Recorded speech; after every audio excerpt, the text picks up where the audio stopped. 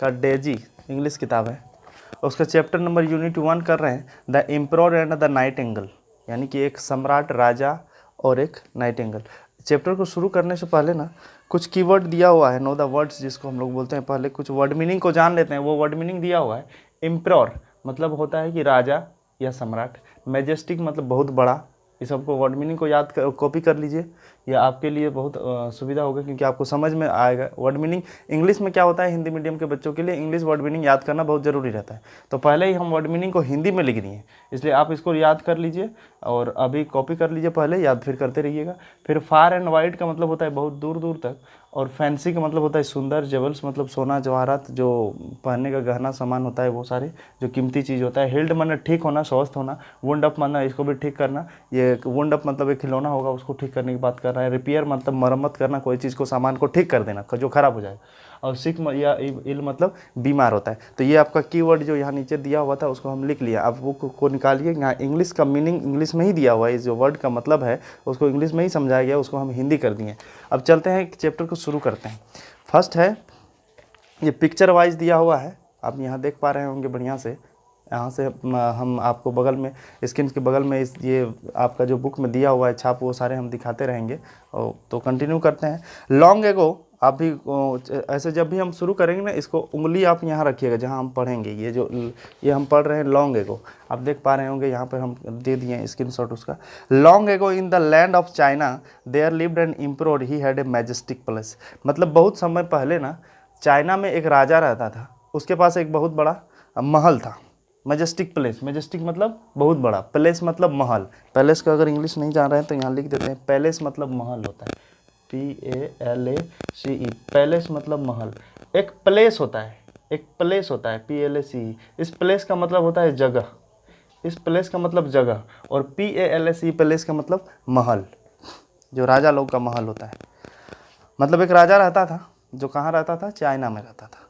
Behind the palace there was a huge forest and nightingale lived in it. Huge का यहाँ एक word meaning आया है, huge, HUG, huge मतलब बहुत बड़ा, इसका भी मतलब होता है बड़ा। तो उस महल के, राजा के महल के पीछे में एक बहुत बड़ा जंगल था जहाँ पर एक नाइटिंगेल रहती थी। नाइटिंगेल एक चिड़िया होती है, वो एक रहती थी। The Nightingale sang so melodiously, melodiously मतलब बहुत सुंदर, that was known far and wide, people even wrote books about it। वो जो पक्षी थी नाइटिंगेल, उसके बारे में बहुत सारे लोग जानते थे और बहुत सुंदर गाती थी, उसके बारे में बहुत सारे लोगों ने किताब भी लिखा था। तो आगे है, अब राजा कह रहा है, यहाँ पिक्चर में आप देख पा रहे होंगे, राजा कह रहा है what is nightingale, what is this nightingale, ये कौन सा नाइटिंगेल है। Why I know nothing about और मैं क्यों नहीं जानता। ये राजा है वहाँ का और राजा ही नहीं जानता है कि वहाँ तो एक नाइटिंगेल है जो बहुत सुंदर गाती है। उसके बारे में बहुत सारे विद्वानों ने उसके बारे में लिखा है, उसकी जानकारी दी है। एक दिन one day the emperor read one of the books and wish to see the bird singing.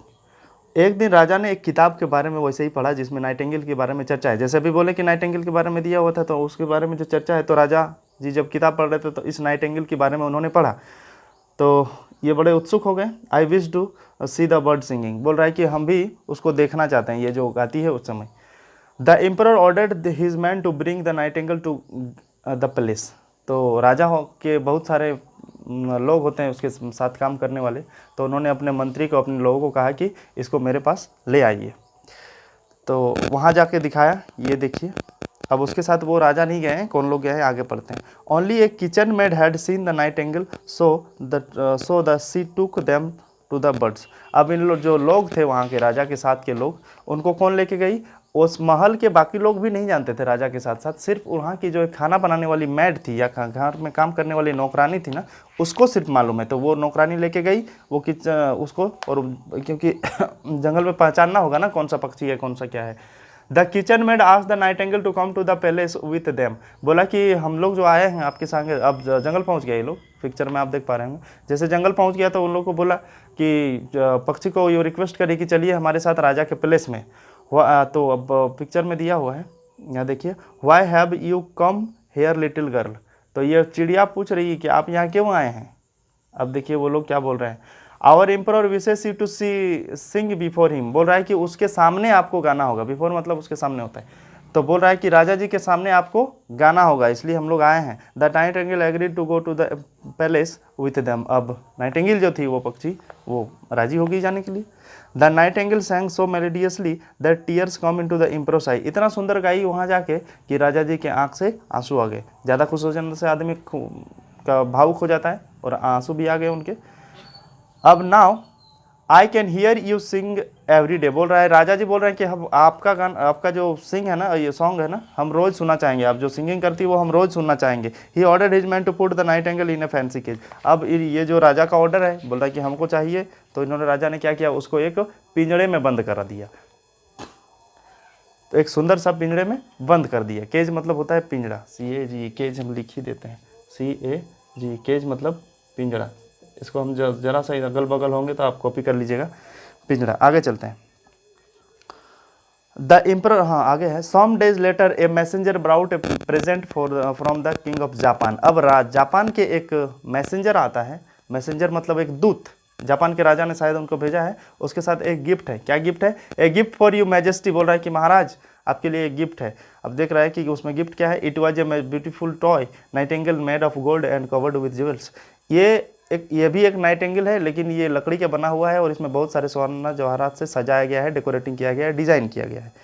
लेकिन ये क्या जिंदा है? नहीं, जिंदा नहीं है, ये एक लकड़ी का बनाया हुआ है। The emperor wound of the toy bird on and it sang the same song again and again. और उसमें सेटिंग ऐसा था कि उसमें उसका रिमोट था कि जैसे रिमोट को ऑन करता था, ये चाबी लगाने का था, तो वो एक ही को गाना। तो आप जानते हैं कि कोई बनाया हुआ चीज़ एक ही जैसा गाएगा। अब रोज़ गाता था। अब राजा जी रोज़ सुनते थे। सच ए वंडरफुल प्रेजेंट। बोलता है कि कितना सुंदर है, ये तो बहुत अच्छा प्रेजेंट हमको दिए हैं आप लोग। Every night the emperor listen to the toy bird's song. The real nightingale felt unhappy and flew back to the forest. अब जब ये बनाया वाला जापान से भेजा गया जो था, दूत के द्वारा जो लाया गया था, उसको जब राजा जी रोज सुनते थे ना, तब वो जो असल में थी, जो जंगल से लाया गया था, उन नाराज हो गई बेचारी। तो वो नाराज होकर चल गई फिर वापस जंगल में। One day the toy bird broke and no one in the kingdom could repair it. एक दिन ऐसा हुआ कि वो जो टॉय था वो टूट गया किसी तरह से। जब टूट गया तो वहाँ महल में कोई था नहीं उसको ठीक करने वाला। तो इससे जो अब राजा जी क्या बोल रहे हैं, I will never hear the sing. बोल रहा है कि हम तो अब दोबारा कभी नहीं सुन पाएंगे ऐसे सॉन्ग को। The emperor become sad. राजा जी बहुत उदास रखने लगे। His only wish was to hear the melodious music of the nightingale again. बोल रहा अब उसके मन में हमेशा इच्छा रहती थी कि हम नहीं, बार बार इसको सुनना चाहेंगे, सुनना पसंद करेंगे। राजा जी अब उदास रहने लगे। Year passed at the emperor grew very sick when the nightingale hear the news it flew to his windows to sing. अब जब ये सुनने के बाद राजा जी उदास रहने लगे, सालों बीत गए, तब ये समाचार किसको सालों बीत गए तो बीमार रहने लगे, कमज़ोर हो गए। तो यही समाचार किसको चल गया, जंगल में जो ओरिजिनल वाला जिसको फर्स्ट टाइम लाया गया था उस नाइटिंगेल के पास। जब उस नाइटिंगेल के पास जाया गया तो उस खबर चल गया, तो वो खुद अपने उड़ के आ गई। कहाँ पे? राजा जी के महल के बगल में जो खिड़की था, उस खिड़की पर, महल वाला खिड़की में। अब देख पा रहे होंगे फिगर में खिड़की है यहाँ पर। Every day the bird set on the window and sang sweet song for the emperor. He recovered very soon. अब जब वो पक्षी जो जंगल वाली ओरिजिनल थी रोज आती थी, तो रोज उनके खिड़की में आके सुना के चली जाती थी। तब राजा जी अब धीरे धीरे स्वस्थ हो रहे हैं। क्या? उसके सॉन्ग को सुन के। किसके सॉन्ग को? पक्षी के। नाइटिंगेल जो ओरिजिनल वाली थी, पुराने वाली तो टूट गई, जो सेकेंड टाइम में लाया गया था वो तो टूट गई, जो लकड़ी के बनाया गया था, सोना जवाहरात से जो था। The emperor pleaded the nightingale to come back to the place and stay in the cage. अब बोल रहे राजा स्टे इन द केज। अब बोल रहा है कि आप रोज़ ऐसे आते रहिए, आपसे कृपा, ये क्या बोलते हैं, आपसे रिक्वेस्ट करेंगे कि आप केज में रहेंगे तो और रोज़ ऐसे गाते रहिए। तो लेकिन बोल रहा है, ये पक्षी बोल रही कि I like my freedom but I will come. बोल रहा है कि हम अपनी आज़ादी चाहते हैं, कोई भी चीज़। इसलिए ना आप लोग कभी मेरा अगर वीडियो देख रहे हैं तो आप लोग कभी भी ना पक्षी को या कुछ ऐसे जानवर को घर में कैद करके नहीं रखिएगा। जैसे ये पक्षी खुद अपने मुंह में बोल रही है, ये हालांकि आदमी द्वारा ही लिखा गया है, लेकिन ये सत्य है। कभी किसी को गुलाम नहीं बनाना चाहिए। पक्षी हमारे पर्यावरण को शुद्ध रखते हैं, साफ रखते हैं, इसलिए वो भी हमारे पर्यावरण का हिस्सा है। I like my freedom but I will come. ये पर्यावरण को शुद्ध रखने के, क्या बोलते हैं, पर्यावरण को बैलेंस रखने के लिए, साफ़ सुथरा रखने के लिए ये क्या कह रही है कि हम अपना आज़ादी चाहते हैं, लेकिन हम आएंगे जरूर। The nightingale refuse to stay in the palace but promises to come to the window every night to sing and it did. अब बोले कि हम या आपके यहाँ कैद नहीं रहेंगे पिंजड़े में, लेकिन आएंगे ज़रूर, आपसे वादा करते हैं कि आएंगे ज़रूर। और ये जो वादा की उस तरह से उन्होंने पूरा भी किया और राजा जी भी खुश हो गए। तो इस चैप्टर से हम लोग ये सीखें कि आदत अच्छी बात है, लेकिन किसी भी जानवर या पक्षी को कैद करके नहीं रखना चाहिए। तो यहाँ से आपका चैप्टर ख़त्म हो जाता है। अब पहला क्वेश्चन आंसर करते हैं। अभी देखते हैं क्वेश्चन है the Chinese emperor lived in a place. आप अगर चैप्टर को पढ़े हैं तो इसको हम बताएंगे नहीं, आप ऑटोमेटिकली टिक कर लेंगे और अपने से।